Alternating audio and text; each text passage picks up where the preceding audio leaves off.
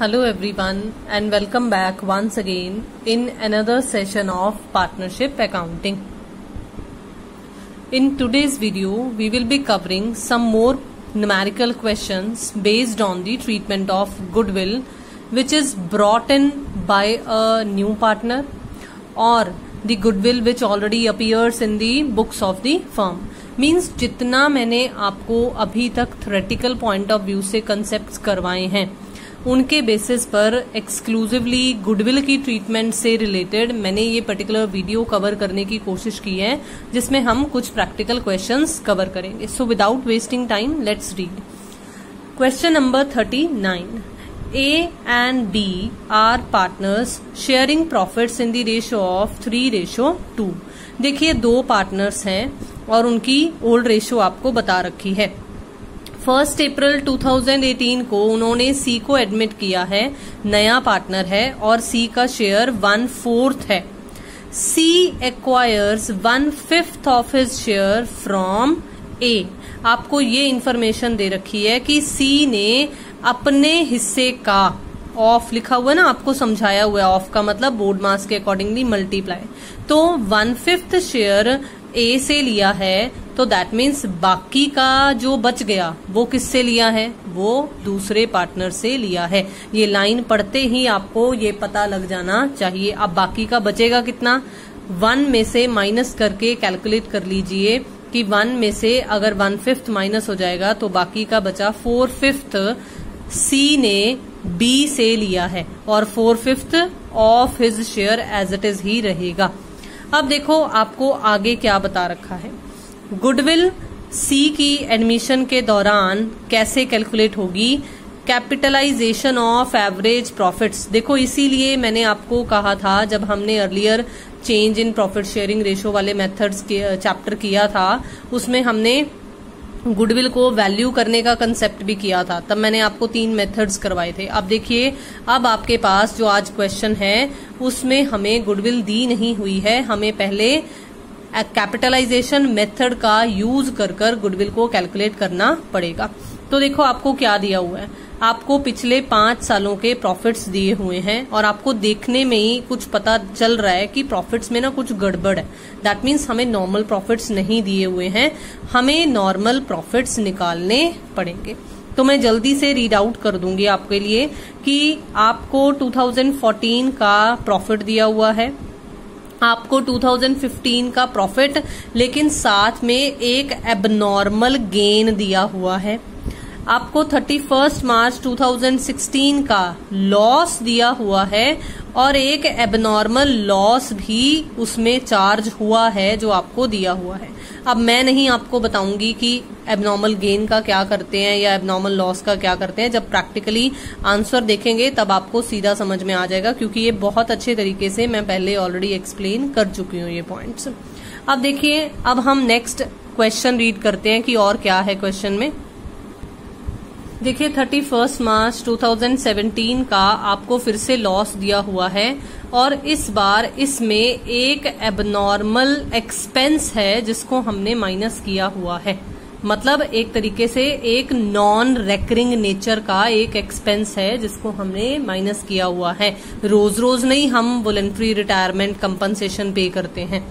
31 मार्च 2018 का आपको प्रॉफिट दिया हुआ है.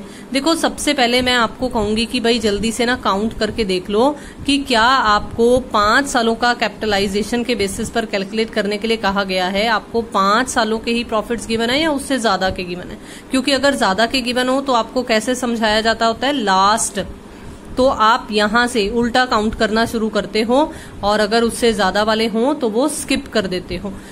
14, 15, 16, 17 एंड 18 5 ही हैं तो इसलिए आपने सभी को कवर करना है, लेकिन सबका जो एबनॉर्मैलिटी या जो नॉन रेकरिंग नेचर का आपको कुछ दिया हुआ है उसे आपको एडजस्ट करना पड़ेगा. अब देखिए 1 अप्रैल 2018 को आपको फर्म के टोटल एसेट्स भी बता रखे हैं और एक्सटर्नल लायबिलिटीज भी बता रखी हैं.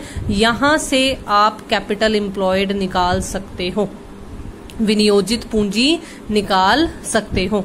आपको नॉर्मल रेट ऑफ रिटर्न यानी कि सामान्य वो दर दे रखी है 12%.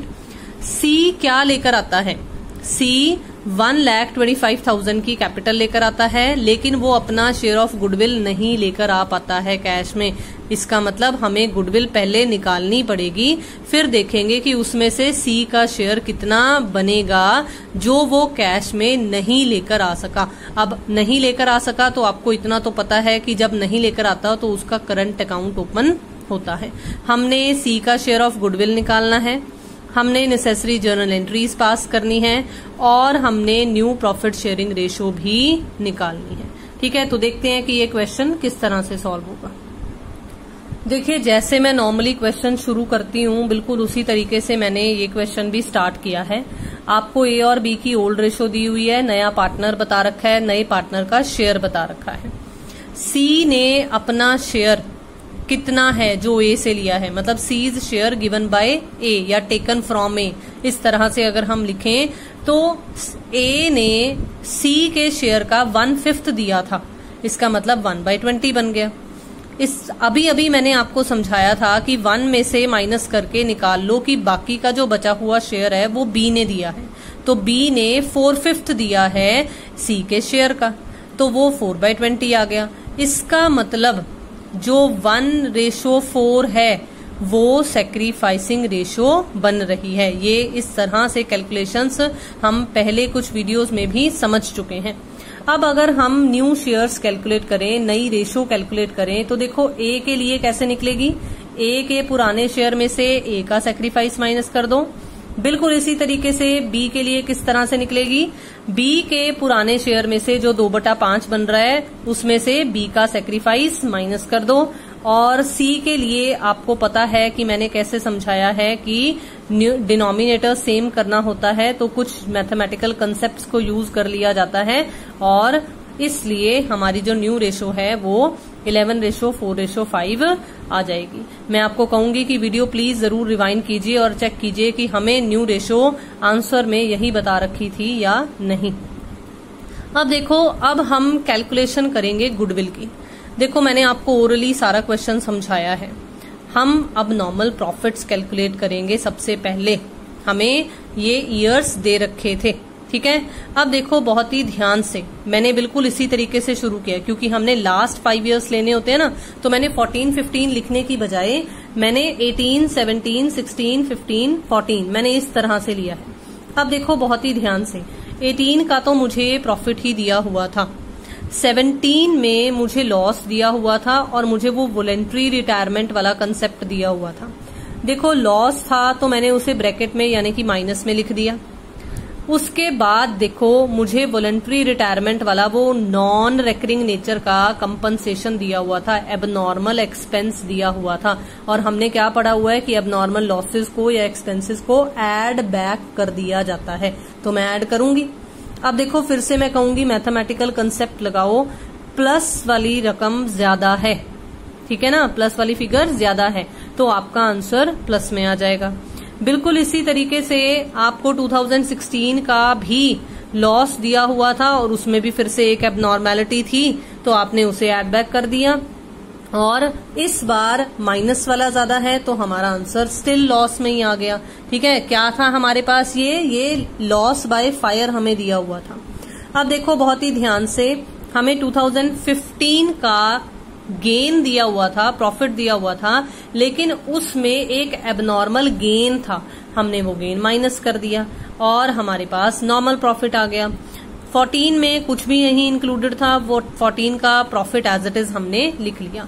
अब अगर 1,90,000, 50,000 माइनस का 10,000, 80,000 और 50,000, आप अगर चाहो तो आप इसे पर्टिकुलरली एक अलग से कॉलम बनाकर सीधा सीक्वेंस में भी लिख सकते हो ताकि ऐड करने में आसानी रहे। 3,60,000 के हमारे पास टोटल नॉर्मल प्रॉफिट्स आ जाते हैं और एवरेज अगर हम कैलकुलेट करेंगे तो डिवाइडेड बाय 5 कर हमारे पास ₹72, ये यूनिट्स जरूर लगाइएगा, जहां जहां पर लगाने की जरूरत है वहां पर यूनिट्स जरूर साथ में लगाइएगा। 72,000 हमारे पास एवरेज प्रॉफिट्स निकल आएंगे। याद रखना हमें मेथड कौन सा यूज करना है, हमें capitalisation of average profit method use करना है गुडविल का, ठीक है। अब देखते हैं कि आगे फर्दर क्या कैलकुलेशन होगी। देखिए हम कैपिटलाइज्ड वैल्यू निकालेंगे एवरेज प्रॉफिट्स की, जो कुछ इस तरह से कैलकुलेट हो जाएगी। जब आपको ये कैलकुलेशंस मेथड से समझाए गए थे गुडविल के, तो हमने समझा था कि average profit multiply by 100 upon rate of return, ठीक है, या रेट जो नॉर्मल रेट ऑफ रिटर्न है, अगर हम उसे कैलकुलेट करेंगे तो कैपिटलाइज्ड वैल्यू 6 लाख आ जाएगी, ठीक है। फिर हमने कैपिटल एम्प्लॉयड, अभी अभी क्वेश्चन में ओरली समझा भी है कि टोटल एसेट्स में से एक्सटर्नल लायबिलिटीज को माइनस कर दिया जाए तो एक्चुअल कैपिटल एम्प्लॉयड कितनी है वो निकाली जा सकती है। गुडविल को कैलकुलेट करने के लिए आप क्या फॉर्मूला यूज करोगे? हमने किया था capitalised average profits minus capital employed. आप चाहो तो आप वो लाइन भी एक बीच में ऐड कर सकते हो जिसमें आप फॉर्मूला शो करोगे, ठीक है। मैंने सीधी कैलकुलेशन कर दी है, 6 लाख में से 4,80,000 गया तो हमारे पास जो गुडविल है वो 1,20,000 आ गई।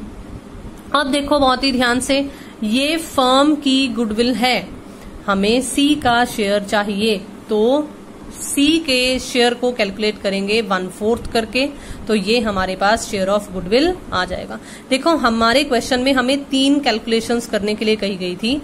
मैं new profit sharing ratio calculate कर चुकी हूं, मैं शेयर ऑफ गुडविल भी कैलकुलेट कर चुकी हूं, मैंने नेसेसरी जर्नल एंट्रीज अब पास करनी है। तो देखते हैं कि नेसेसरी जर्नल एंट्रीज में क्या है।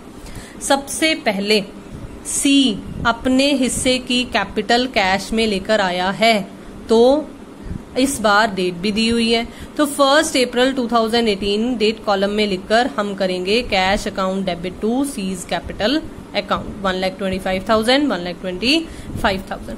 अब देखो सी के हिस्से की गुडविल जो वो कैश में नहीं लेकर आया, उसके लिए सी का करंट अकाउंट ओपन होगा नेक्स्ट जर्नल एंट्री में सेम इसी डेट को, और ये 30,000 ए और बी में उनकी सैक्रिफाइसिंग रेशो में बढ़ जाएगा, जो मैंने अभी अभी आपको कुछ टाइम पहले 1:4 बताई है।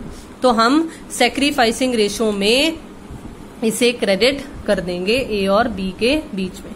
तो मुझे उम्मीद है कि ये क्वेश्चन जो आपको यहां तक ये करवाया गया है, ये पूरा कंप्लीट करवाया गया है, वो आपको समझ में आया होगा। अब देखते हैं कि हमारे पास नेक्स्ट क्वेश्चन कौन सा है। आज का नेक्स्ट क्वेश्चन है, A and B are partners in a firm sharing profits and losses in ratio of 3:2, पुराने पार्टनर्स और उनकी पुरानी रेशो। सी को एडमिट किया गया है 1/3 शेयर ऑफ प्रॉफिट्स से। सी की आपको शेयर बता रखा है। सी ब्रिंग्स कैपिटल ऑफ ₹2 लाख। अब सी क्या लेकर आया है? सिर्फ कैपिटल लेकर आया है 2 लाख की।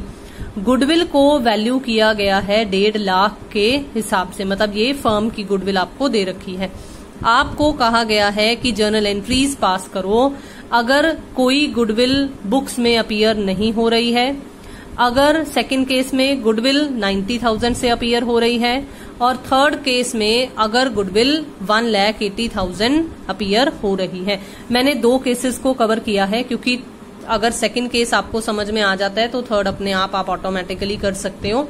तो हम देखेंगे कि किस तरह से ये क्वेश्चन सॉल्व होगा। मैं फिर से कहूंगी, पॉज कर वीडियो को, क्वेश्चन को नोट कीजिए काइंडली। अगर आपके पास बुक्स नहीं है, आंसर जरूर नोट कीजिए, so that you can check कि हमारा जो आंसर है वो करेक्ट आता है या नहीं। देखिए क्वेश्चन नंबर 41 में हमें ए और बी दोनों की ओल्ड रेशो पता है। नया पार्टनर हमें सी दिया हुआ है जिसका शेयर 1/3 है। देखो एक बहुत ही अच्छी और बहुत ही इंपॉर्टेंट लाइन आपको बताऊंगी।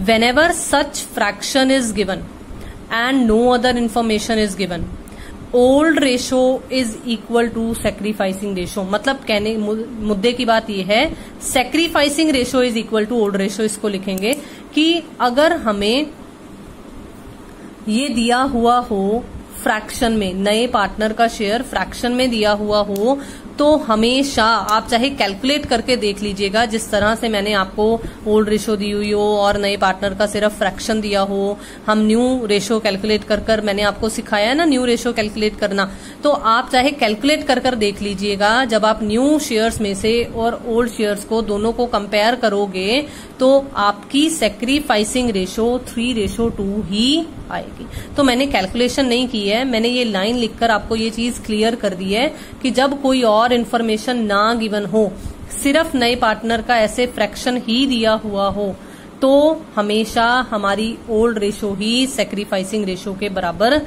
होती है। अब देखते हैं कि जर्नल एंट्रीज क्या होंगी। मैंने ऐसे ही लिखी हैं, लेकिन आप प्रॉपर परफॉर्मा बनाकर ही जर्नल एंट्रीज शो करोगे। Cash account debit to C's capital account. देखो हमें लिखा हुआ था सी ब्रिंग्स कैपिटल ₹2 लाख, तो सी सिर्फ कैपिटल ही कैश में लेकर आया है, तो हम cash account debit to C's capital account 2 lakh show कर देंगे। ठीक है, अब देखो बहुत ही ध्यान से, सी के हिस्से की हमें गुडविल निकालनी पड़ेगी। हमें सी के शेयर की गुडविल कैसे पता लगेगी? जब हम फर्म की गुडविल से उसका शेयर निकाल लेंगे। फर्म की गुडविल हमें क्वेश्चन में 1,50,000 गिवन थी, हमने 1/3 कर दिया तो वो सी का शेयर निकल आया, और इसलिए ये सेकेंड जर्नल एंट्री हो गई C's current account debit to A's capital account to B's capital account. और क्योंकि ए और बी को यहाँ पर सैक्रिफाइसिंग रेशोज से क्रेडिट किया जाना चाहिए, तो सैक्रिफाइस रेशो मैंने अभी अभी आपको समझाई ओल्ड रेशो के ही बराबर है, तो मैंने 3:2 में 50,000 को, जो कि करंट अकाउंट ओपन किया गया था सी का, यहाँ पर उसे डिवाइड कर दिया है। अब देखो सेकेंड पार्ट जिसमें हमें गुडविल अपीयर कर रही थी बुक्स में, ये बता रखा था। देखो उसमें क्या होगा, जो ये 2 एंट्रीज मैंने ऊपर पास की हैं ये तो रिपीट होंगी, एक और जर्नल एंट्री पास की जाएगी जिसमें हम पुरानी गुडविल को, जो गुडविल बुक्स में अपीयर हो रही है, उसे राइट ऑफ करेंगे, उसे खत्म करेंगे। अब ये एंट्री जब मैंने थ्योरेटिकल पॉइंट ऑफ व्यू से समझाया था तब आपको समझाई थी कि गुडविल एसेट होती है, एसेट्स का डेबिट बैलेंस होता है। जब हम उसे खत्म करने वाले हैं तो हमने उसके अकाउंट को क्रेडिट कर देना है, मतलब उल्टा कर देना है, तो गुडविल यहाँ पर क्रेडिट हो जाएगी। अगर गुडविल यहाँ क्रेडिट हो रही है तो इट्स ऑटोमेटिकली अंडरस्टूड कि डुअल एंट्री का एस्पेक्ट जो पूरा करना है उसके लिए ए और बी को डेबिट कर दिया जाएगा।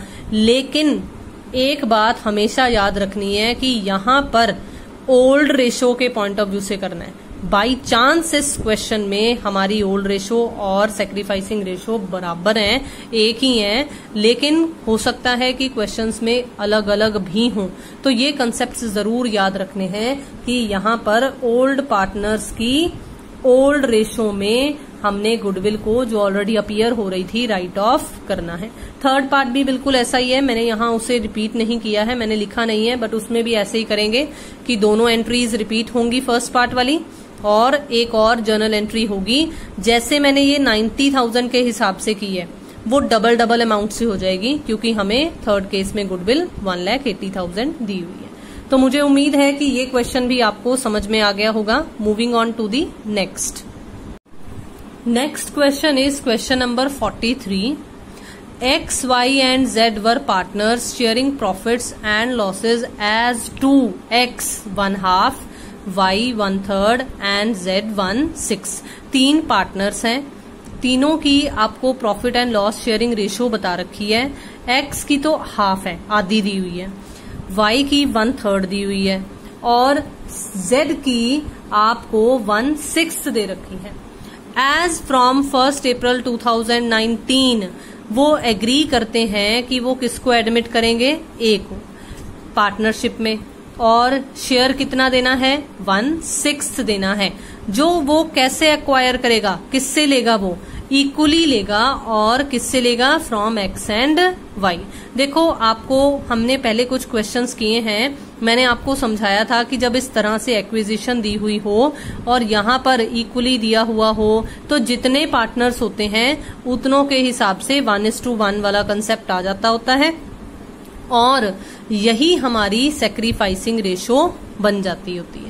तो इसका मतलब इस क्वेश्चन में सिर्फ एक्स और वाई सैक्रिफाइस कर रहे हैं, जेड किसी भी तरह का कोई सैक्रिफाइस नहीं कर रहा है। अब देखो क्या है, ए जो है वो क्या लेकर आया है, गुडविल और कैपिटल दोनों लेकर आया है। गुडविल जो है वो 20,000 मानी गई है, आंक की गई है, और कैपिटल जो है वो 50,000 आंक की गई है। ए जो है, अब आगे आपको और क्लैरिफाई किया हुआ है कि ए जो है वो अपना कैपिटल मनी तो लेकर आता है पूरा का पूरा, लेकिन जहां तक प्रीमियम की बात है वो सिर्फ 15,000 लेकर आ सका है। इसका मतलब बाकी का 5,000 नॉट ब्रॉट इन कैश है। आपने कैश वाला कंसेप्ट भी किया हुआ है, आपने ब्रॉट इन वाला कंसेप्ट नहीं अगर लेकर आया है तो भी वो कंसेप्ट भी किया हुआ है। तो इस क्वेश्चन में कुछ ज्यादा नहीं है, इस क्वेश्चन में उन दोनों का मिक्सचर है एक तरीके से। तो हमने नेसेसरी जर्नल एंट्रीज देनी है और नई प्रॉफिट शेयरिंग रेशो कैलकुलेट करनी है। तो देखते हैं कि क्या हमारी नई प्रॉफिट शेयरिंग रेशो इतनी ही आती है, और देखते हैं कि जो आंसर है उसमें हमारे कैपिटल अकाउंट्स गुडविल के डिवीजन वाले 10,000 से ही XY को क्रेडिट करते हैं या नहीं। देखिए इस तरह से फ्रैक्शन में आपको X, Y और Z की ओल्ड रेशो दे रखी थी। मैंने इस फ्रैक्शन को LCM लेकर जब सॉल्व किया, 6 LCM आया, तो मेरी जो ये रेशो है वो 3:2:1 बन गई। ठीक है, न्यू पार्टनर A का शेयर हमें 1/6 दे रखा है, जो उसने X और Y से इक्वली लिया है, मतलब हाफ हाफ लिया है। तो X का सेक्रीफाइस 1/12 और Y के द्वारा दिया गया सेक्रीफाइस 1/12। अब अगर न्यू शेयर्स कैलकुलेट करें तो X की पुरानी रेशो में से X का शेयर माइनस कर दो। अगर आप ऐसे नहीं भी कैलकुलेट करते ना, अगर आप यहाँ पर 1/2 लिखकर 1/12 लिखोगे, 1/2 माइनस 1/12, तब भी आपका आंसर सही आएगा। ठीक है, अब X को सॉल्व किया तो ये X का नया शेयर आ गया। Y को इसी तरह से सॉल्व करोगे, Y के पुराने शेयर में से Y का सेक्रीफाइस माइनस करोगे तो ये Y का न्यू शेयर निकल आएगा। Z और A के लिए मैंने सिर्फ वो डिनोमिनेटर सेम करने वाला कंसेप्ट फॉलो किया है और कुछ नहीं, और देख लो हमारी जो न्यू रेशो है वो उतनी ही आ रही है जितनी मैंने आपको आंसर में अभी अभी वीडियो में दिखाया है। अब देखो अब क्या करना है। छोटा सा एक वर्किंग नोट बनाया गया है कि टोटल प्रीमियम 20,000 था, ब्रॉट इन कैश, यहां पर ब्रॉट भी लिख सकते हैं, ब्रॉट इन कैश 15,000 है। So amount which is not brought in cash is equal to ₹5,000। ठीक है, अब देखो बहुत ही ध्यान से कि जर्नल एंट्रीज किस तरह से पास करेंगे। देखो फर्स्ट जर्नल एंट्री जितना तो वो कैश में लेकर आया है उतने के हिसाब से तो ये फर्स्ट जर्नल एंट्री होगी, जैसे हमने इन कैश वाले केसेस में सीखी थी। 1 अप्रैल को ये जर्नल एंट्री होगी जिसमें कैश अकाउंट को डेबिट किया जाएगा, ए का कैपिटल अकाउंट क्रेडिट होगा, और जितना प्रीमियम वो गुडविल वाला कैश में लेकर आया है उसके लिए 15,000 यहाँ पर क्रेडिट हो जाएगा। ठीक है, अब मुद्दे की बात आती है जब हमने प्रीमियम को ट्रांसफर करना होता है सेक्रीफाइसिंग रेशो में। अब प्रीमियम फॉर गुडविल है 15,000 और जितना नहीं लेकर आता होता कैश में उतने के लिए हम करंट अकाउंट ओपन कर देंगे। ठीक है, 5,000 के लिए ए का करंट अकाउंट ओपन कर दिया जाएगा। अब 20,000 टोटल गुडविल की अमाउंट बन गई।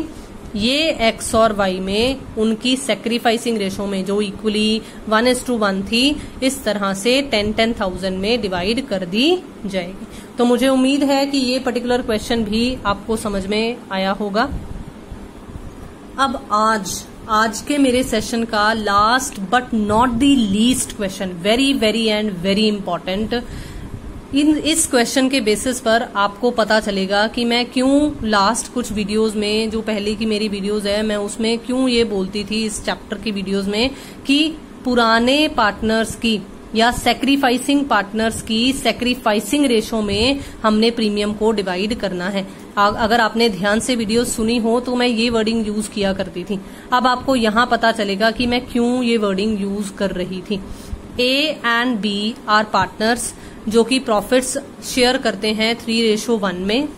C एडमिट किया गया है एज अ पार्टनर और C का शेयर 2/9 है। A और B की फ्यूचर शेयरिंग, मतलब फ्यूचर में उनका हिस्सा कितना है, ये भी आपको बता रखा है। तो एक तरीके से ना आपको A, B और C की न्यू रेशो बता रखी है।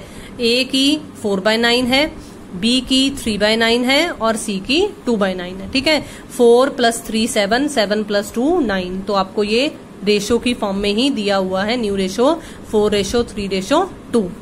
अब देखो C पे करता है 2 lakh for goodwill. C goodwill लेकर आया है कैश में 2 लाख, हमने नेसेसरी जर्नल एंट्रीज पास करनी है। देखो जब कोई पार्टनर गुडविल कैश में लेकर आता है तो हमने उसे पुराने पार्टनर्स की, या मैं फिर से वही वर्डिंग यूज करूंगी, सैक्रिफाइसिंग पार्टनर्स की सैक्रिफाइसिंग रेशो में बांटना होता है। क्या हमें क्वेश्चन में सैक्रिफाइसिंग रेशो गिवन है? नहीं गिवन है। तो देखते हैं कि क्या सैक्रिफाइस निकलेगा। देखो ओल्ड रेशो दे रखी है 3:1, न्यू रेशो आपको दे रखी है 4:3:2, जो मैं अभी अभी आपको समझा चुकी हूं।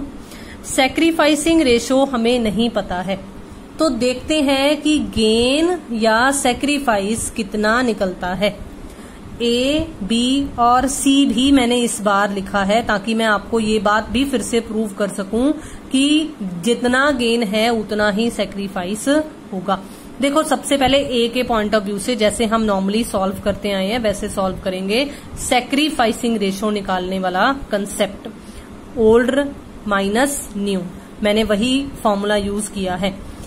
ओल्ड 3/4 है माइनस न्यू 4/9 है। तो आपने जब इसे सॉल्व किया तो आपके पास ए का सैक्रिफाइस निकल आया 11/36। बी का पुराना शेयर था 1/4, बी का नया शेयर है 3/9।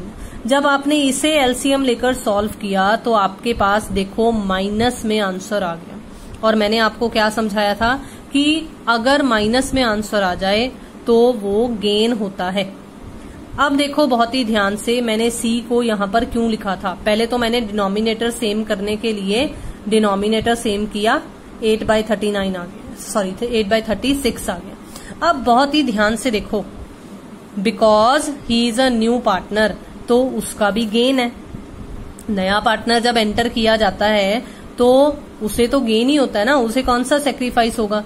तो देखो इसका गेन और इसका गेन दोनों को ऐड करो, 8 + 3 करो। ये मत सोचना कि ये प्लस का 3 है, ये तो माइनस का 3 सेक्रीफाइस की फॉर्मूला जब यूज किया गया था तब निकला था। अगर हम गेनिंग यूज करते तो वो पॉजिटिव ही रहता, ठीक है। अब 3 + 8 करो, दोनों के गेन को ऐड करो, वही 11 आ रहा है जो ए सेक्रीफाइस कर रहा है, ठीक है। अब बहुत ही अच्छा कंसेप्ट देखते हैं जर्नल एंट्रीज में क्या होगा।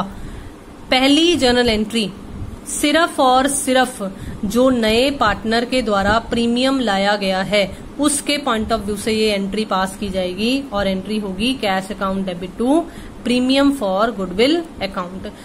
वो नया पार्टनर 2 लाख रुपए लेकर आया है प्रीमियम की फॉर्म में, तो 2 लाख से ये जर्नल एंट्री हो जाएगी। अब बहुत ही ध्यान से समझना कि नेक्स्ट जर्नल एंट्री कैसे होगी। देखो, premium for goodwill account debit, जो ऊपर प्रीमियम क्रेडिट हुआ था वो प्रीमियम फॉर गुडविल अकाउंट हमने यहाँ पर डेबिट कर दिया। अब देखो बहुत ही ध्यान से, गेनिंग पार्टनर को भी यहाँ पर डेबिट कर दिया जाएगा क्योंकि जो गेन कर रहा है वो भी सेक्रीफाइस करने वाले पार्टनर को उसके सेक्रीफाइस की भरपाई करेगा। तो इसलिए बीज कैपिटल अकाउंट भी यहाँ पर डेबिट हो जाएगा। करंट अकाउंट नहीं करेंगे, बीज कैपिटल अकाउंट ही करेंगे। और ए का कैपिटल अकाउंट क्रेडिट हो जाएगा because he is the only partner who is sacrificing in this case, ठीक है। तो ए को हम क्रेडिट कर देंगे। अब मुद्दे की बात आती है कि भाई ये 75,000 आया कहां से। 2 लाख तो हमें दिया हुआ था, अब ये 75,000 कहां से आया है। गलती से भी 2 लाख का बी के शेयर के हिसाब से, बी का गेन कितना है 3/36, तो ये बी का शेयर ऑफ गेन है। देखते हैं कि ये कैसे कैलकुलेट होगा। देखो सबसे पहले हमें फर्म की गुडविल निकालनी पड़ेगी। फर्म की जो गुडविल है वो कैसे निकलेगी। हमें नए पार्टनर की शेयर ऑफ गुडविल दे रखी है, हमें नए पार्टनर का शेयर भी दिया हुआ है। तो जब हम नए पार्टनर की share of goodwill multiply by उसके शेयर को उल्टा कर देंगे, उसके शेयर को उल्टा कर देंगे। 2/9 था ना उसका शेयर, सी का शेयर देखो ध्यान से 2/9 था। जब 2/9 को मैं 9/2 कर दूंगी तो ये मेरे पास फर्म की गुडविल निकल आएगी, ठीक है, जंबल कर देते होते हैं। ये ऐसा कंसेप्ट हमने change in profit sharing ratios में भी समझा हुआ है, बेसिक कंसेप्ट्स में भी ऐसा कुछ समझा हुआ है हमने। तो इस तरह से हम फर्म की गुडविल निकालेंगे।